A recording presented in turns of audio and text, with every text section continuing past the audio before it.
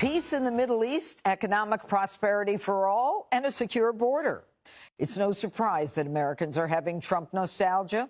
A New York Times poll finds that just 25% of Americans view Biden's term as mostly good for America, compared to nearly half who view Trump's the same way.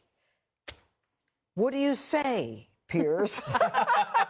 Well, you know, I always remind myself that if it hadn't been for the COVID pandemic, I think Trump would have won by a landslide in 2020. I mean, I think that completely changed everything, not least, of course, it created the economy, which was purring along very nicely. So I think that, you know, look, with Trump, I always think that and we're seeing it again now, the utterly insufferable way that the left go about dealing with Trump, the constant hysteria, the constant attempts to finish him off, bury him, stop him running, and so on and so on.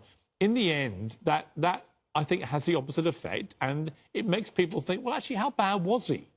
How bad was Trump? You know, he didn't go to war anywhere. He had the economy going pretty well. He had a big idea for dealing with the southern border, which he wasn't able to finish, but it seems a better idea than the poorest state of the border right now. And you put it all together, and if you could just remove Trump's rhetoric, which, of course, is part of his appeal, I get that.